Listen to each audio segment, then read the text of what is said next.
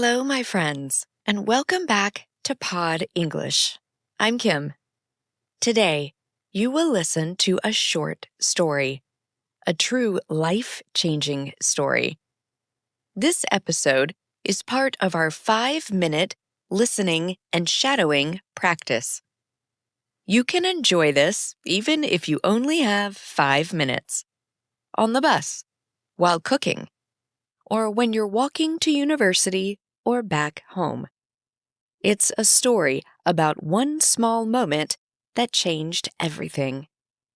As you listen, you can shadow the words. Repeat after me, slowly and clearly. This is a story for A1 to A2 English learners. I use simple and clear language. So take a deep breath. Listen carefully, and then shadow with me. 2 years ago, I felt lost. I had a job, but I didn't enjoy it. I had friends, but I felt alone. Every day looked the same. Wake up, go to work, come home, sleep. I wasn't happy, but I didn't know what to do. One night, I came home late. I was tired and angry. My head was full of noise. I sat on the sofa and turned on the TV, but nothing helped. Then I saw my old notebook on the table. It was a small English notebook from school. I opened it and saw my handwriting. Old words, short sentences, and grammar notes. I smiled a little. I used to love learning English. It made me feel free. But I stopped many years ago. That night, I said to myself, maybe I can start again. Just for fun. Just a few minutes a day. So I did. I opened YouTube and searched Learn English Slowly. I found a podcast with short stories. The teacher spoke clearly. I understood most of it. Not everything, but enough. I repeated after him slowly. It felt strange at first, but after a few minutes, I started to enjoy it. I could feel something waking up inside me. The next day, I listened again. 10 minutes. Then 15 minutes. Every day, it became easier. I started to learn new words. I used them in small sentences. These words gave me power. They were small, but they made me feel strong.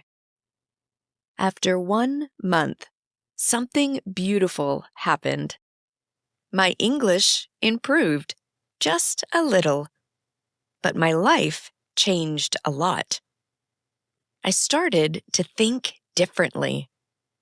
I wasn't afraid to make mistakes anymore.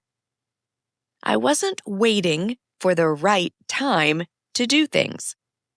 I just started. English became my friend.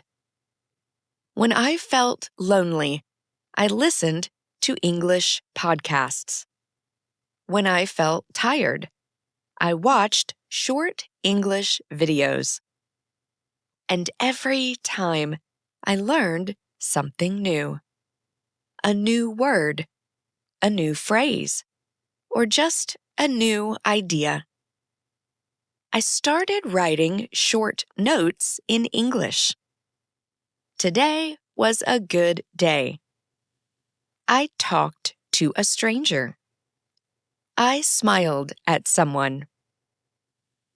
These small sentences helped me see my life clearly. I was growing, slowly, but really growing. One evening, I was sitting in a cafe.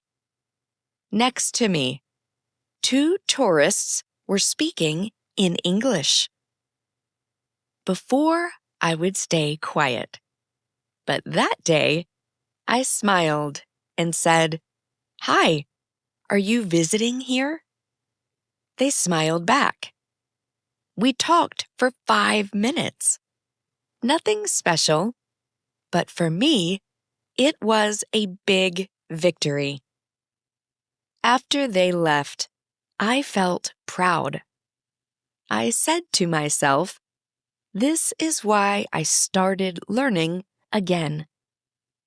That moment showed me something important.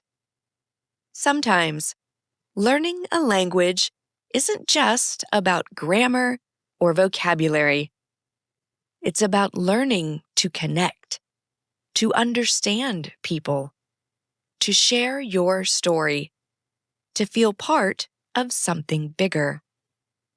Now, I still practice every day, just 10 or 15 minutes.